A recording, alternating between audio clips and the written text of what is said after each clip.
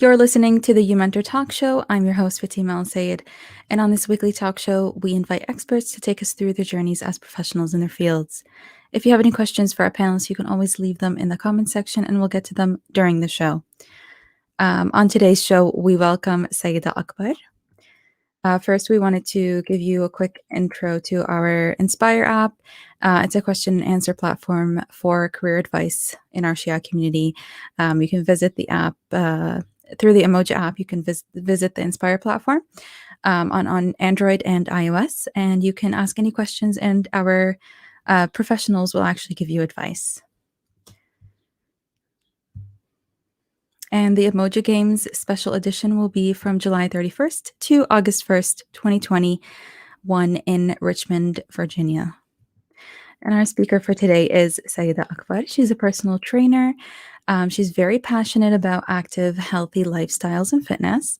She enjoys playing soccer, flag football, and cross country. She's been a personal trainer for almost 3 years. And she promotes personal growth, mental and physical health, advocates for importance of taking care of our mind, body, and soul. And Sayeda is actually, she there's so much that she's going to share. And at the age of 18, she actually decided to complete a certified personal training program and she's been a personal trainer for almost 3 years. So we welcome her onto the show. Assalamu alaikum, Sayeda. How are you? Walaikum salam. I'm so good. How are you? I'm doing very well. At such a young age, you've really built your career in such a way that is, a lot of people who are within your field struggle to make this career really give them that income or, really touch base with people, get clients on a daily basis. So you really sort of found a hack into that. So I think we're going to get a lot of information from that. First, can you start off by telling us your educational background, and then we'll go from there. Sure. So I started off at a private school for elementary. It was in Markham. It was really tiny, and I enjoyed it because it taught me just like closeness and loyalty and things like that. Then I moved on into high school, and it was a whole other ball game just because I came from such a tiny little private school. So going into public high school, it really like helped me get out of my shell, helped me try new things. And from there, I got to experiment with different kinds of sports. Growing up, I did play soccer, but I got involved in a lot of sports, a lot of different teams in high school. And that I actually just graduated. My convocation's on Tuesday. But in university, I still got to play soccer and flag football and other intramural sports. And I studied health and society. I just finished my BA with that. And now within all of that, I did the personal training certificate on the side as I was completing my first year of university. Mm-hmm. So how does what you've studied work into, your personal training career? Yeah. So health and society was kind of a more social version of kinesiology, if I can explain it in like that. Mm-hmm. Kinesiology was more of the anatomy of the body, whereas health and society talks more about like health and society, like health problems and societal problems when it comes to mental health, physical health. And from there, that's sort of what aligned with my personal training career. And it helped me sort of see the more physical side of it in terms of the personal training. And then from there, I decided to actually go ahead and study for my personal training license, which I got through CanFit Pro, which is the Canadian Professional Institute. That's amazing. Does someone need to have an undergrad or a bachelor's degree or any of that in order to become a professional no, trainer? actually, which is why it was so amazing, because there was no, you didn't need any type of background. You honestly, all you needed was just a passion for fitness and a passion for helping people reach their full potential when it came to fitness. So all you had to do was enroll in the class, and then you had to go to the classes, and you had to write 2 exams in order to pass your training to become a certified personal trainer. And how long is that period of time? Yeah. So the actual personal training course was only 3 days. Mhm. If I can remember, it was about 6 to 7 hours per day. So it was like a Friday, Saturday, Sunday sort of situation. The first, I'd say 50% of the class was just more textbook work, learning theories and all those kinds of things. And then the other half was actually going into a gym and doing more hands-on work. So actually role playing and doing some drills and assessments when it comes to the actual training part. And Mhm. then from there, you need to take 2 exams. You need to take your written exam, which I remember it was like 100 multiple choice questions, a bunch of short answers, and then an actual case study. And then from there, you have to pass with an 80% in order to do your practical exam, which Mhm. again, you need an 84. And your practical exam, it was more again hands on. You had to bring, I actually brought in my brother with me. He was my sort of guinea pig in that, in my Mhm. practical. And I sort of had to go through movements, correct his form, give him cues, and sort of motivate him to show the personal trainer that was assessing me that I was able to be a personal trainer. And then from there, then you receive your full license. So it's sort of like a simulation, basically. Exactly, That's exactly. really cool. Um, Yeah. how did you gain experience in order to fulfill, for yourself to know that you're interested in this and to always fulfill that side of you while you were studying? Yeah. Growing up, I actually used to work out with my mom a lot. She she was the one that used to take me downstairs and we would work out together. And then from there, I started doing it on my own. And actually, like my cousins, my older girl cousins would come and they would want to come over and work out with me too. And it'd be really empowering knowing that my age didn't matter in Mhm. order for me to be a good personal trainer. So that's what got me really comfortable and thought provoking into knowing that I could be a good personal trainer. That's awesome. So going out of that, you worked at two gyms, right? Mhm. Throughout your university years? Yeah.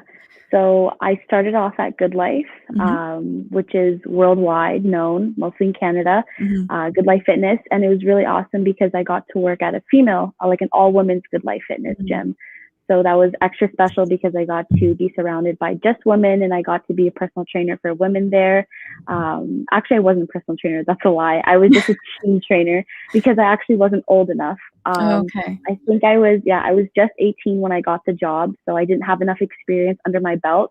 But they accepted me to be a team trainer, so I got to do tiny, tiny boot camps with a few women, including my mom. My mom signed up for my Oh, boot that's camp so classes, cute. which was really special. And then from there, I got to move on to a different fitness studio called F45. Mhm. The F stands for functional, and then the 45 is a 45-minute workout. So that's all it was. Is we had about 30 people come into the studio, and it's a tiny studio, enough for only 30 people.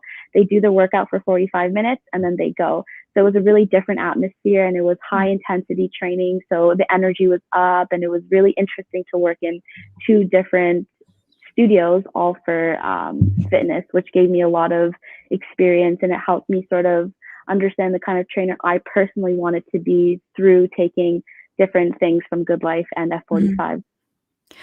Part of your inspiration of like pushing you towards going into personal training and fitness was your dad. Can you tell us a little more about him and how he has influenced you?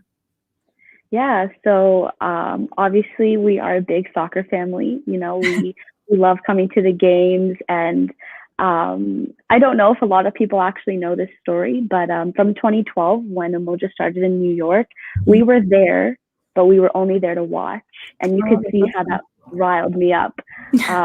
Like I was on Baba's case. I said, "Listen, like we need a women's tournament. Like if you're gonna travel to New York and Orlando and Chicago, like there needs to be a Without women's me. tournament." Yeah, exactly. So from there, I feel like I got him on his toes to sort of push for more women's things, and in turn, he sort of pushed me more to go into this field of fitness and Mhm. physical and mental well-being, and from there, that's where I got my licenses. Yeah, from my dad, he really pushed me in doing that, and I'm so grateful for it.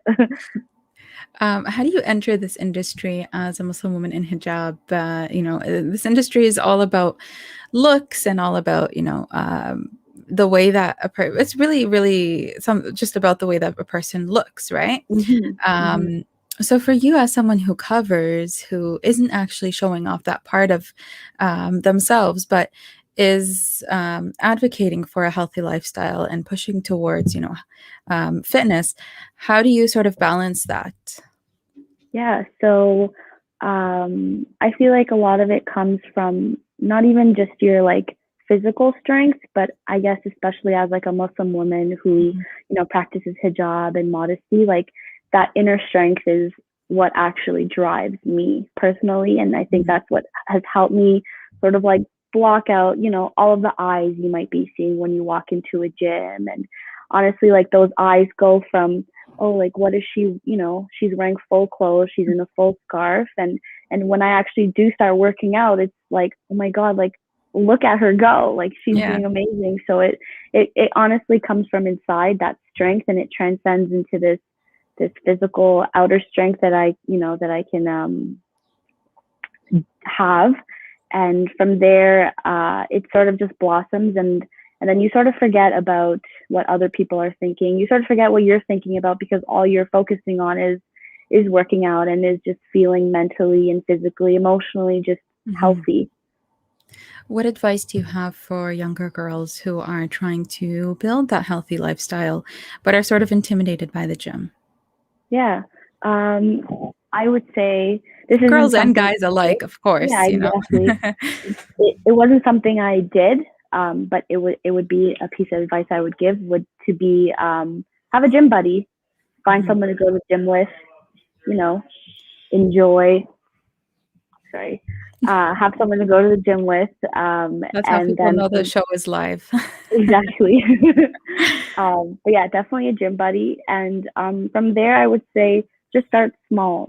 Start with what start with what you like, and then from there, that passion will slowly grow, and then it will no longer be, oh, like I just need to come to the gym, quietly go on the treadmill, and call it a day. From Mhm. there, if you have your gym buddy, you're amazing, because now you're set. You're feeling a little bit more comfortable with being in the gym because you have someone.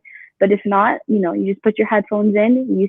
You can stay in your little corner, but you can bring dumbbells with you there. You can bring bands there, and then from there you sort of start to get comfortable, and then the gym becomes your best friend. You want to touch everything. You want to try all the new equipment, because again, that inner strength is just so strong that, and that passion for fitness Mhm. is there. It'll grow, and any girl will be capable of doing anything. For you, since you kind of started actually training and stuff when the pandemic hit, right? So, how Yeah. was that sort of transition for you? Because it took you out of the norm and you had to create your own kind of system. Yeah, so I knew nothing about advertising or marketing. I kind of had to learn that on the spot, through Instagram. Instagram has definitely helped me sort of grow my business. It was just, posting different things, posting just other content that I was seeing on Instagram. You can just like repost that on your story. And then from there, I thought, why not start making my own Instagram content? Like, I know it sounds like a wild dream to be posting my own reels and things like that. But from there, I got a lot of DMs and things like that. So I knew people were watching. And then from there, I sort of felt a lot, is that comfortable feeling that you get. And then from there, that just pushes you and drives you, because you know that you have supporters and you have people that are enjoying what you watch.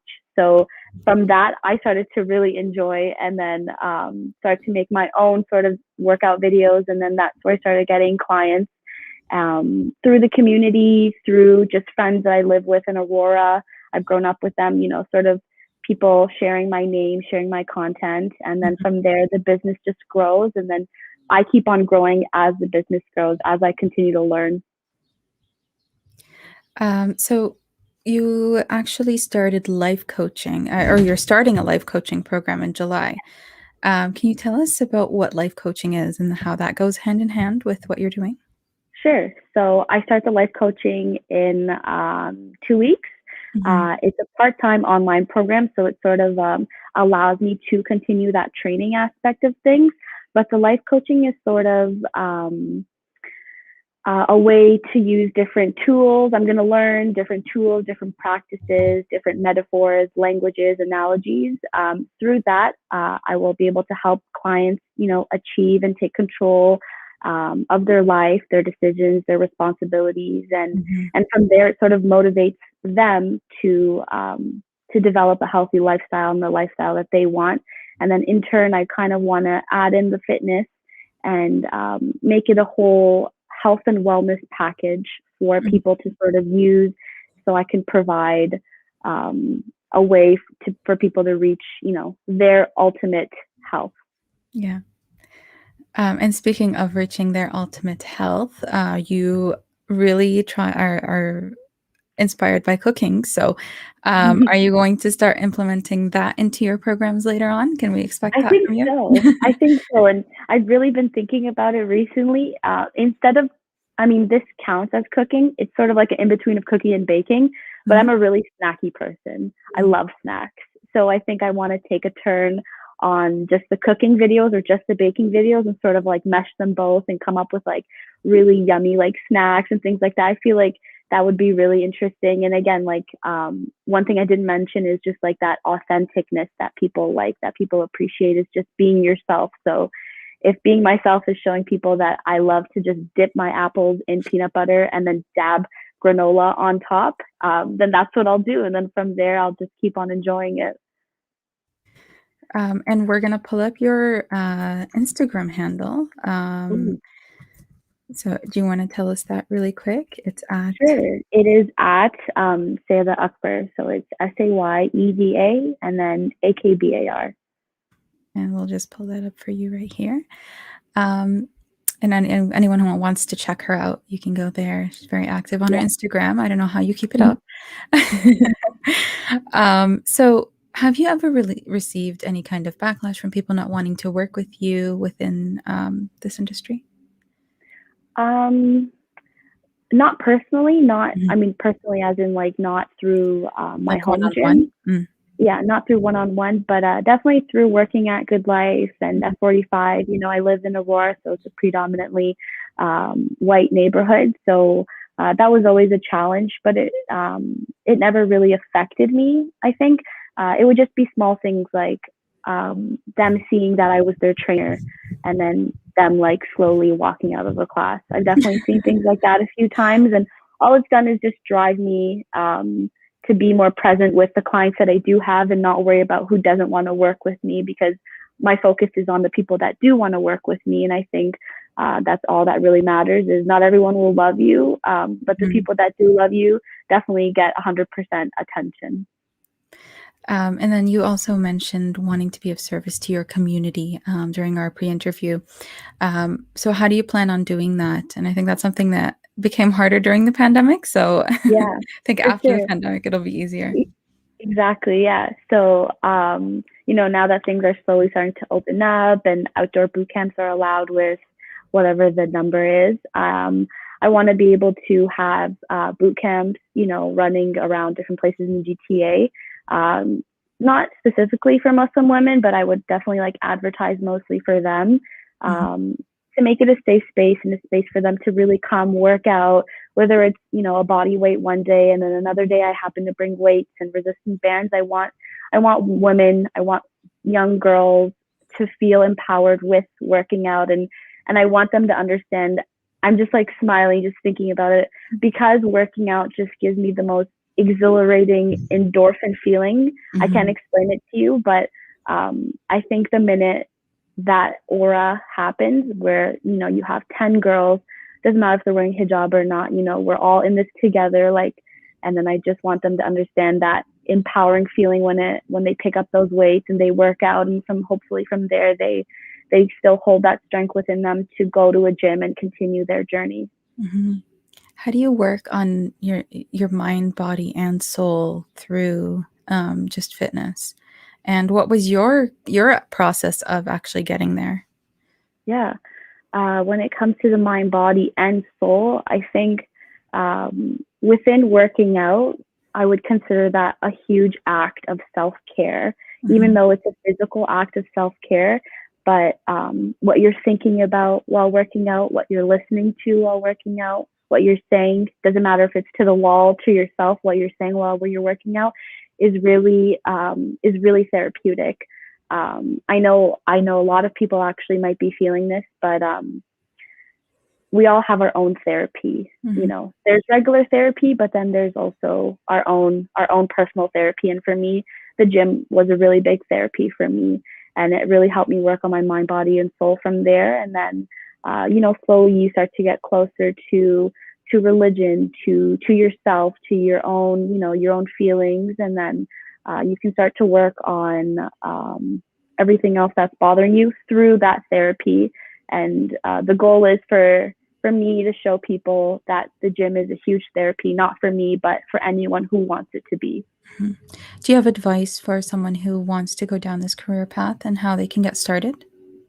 Yeah, I would say to just do it. Honestly, like it wasn't that hard. All you have to do is enroll in the course, and then from there you make friends, and then from there you start to learn a little bit about yourself.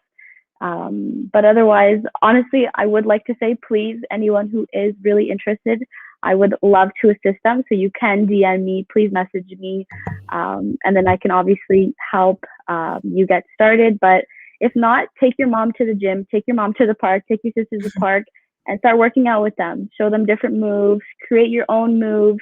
I used to have a move, not a move, a play in football when I used to play in high school. My coach actually called it Super Sayeda. That was the name of the play because I asked for it. I said, listen, like I want to do something fun. I want to be creative and authentic. And then he came up with a play named after me that obviously involved me as well. But it was really nice. And then from there, you start getting comfortable with being creative and different. Atmospheres and aspects and stuff. That's Exactly. amazing.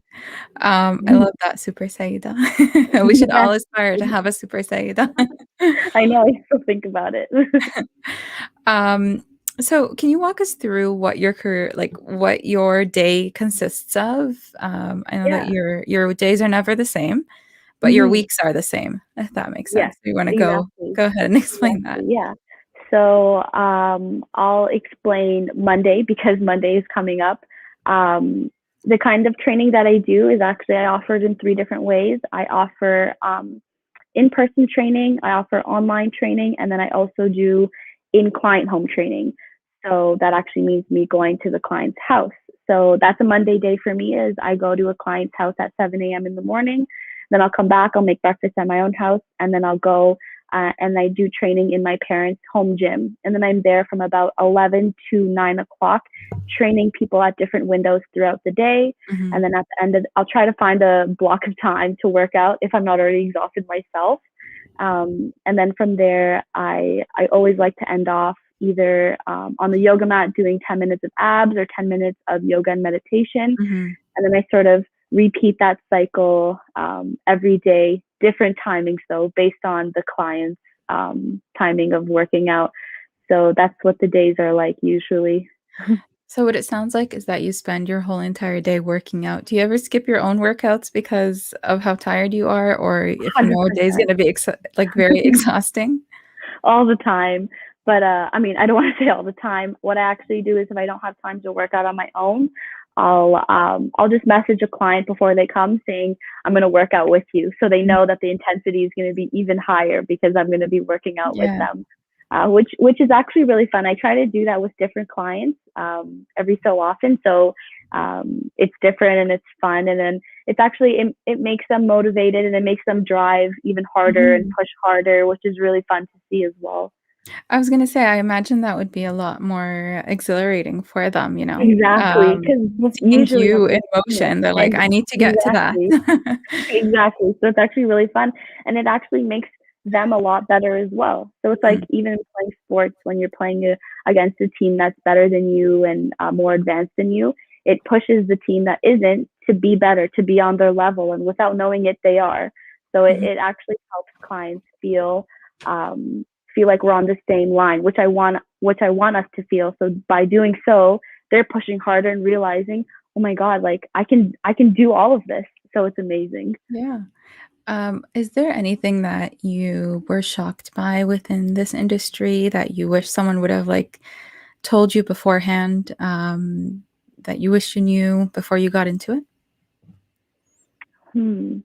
That's a good question, actually. This is a question that Honest, wasn't in the yeah. pre-interview, so Hmm. Um, I mean, I don't think there's actually anything too negative besides the fact that it's extremely saturated. It's Hmm. a really saturated field of work now because it's so easy to do.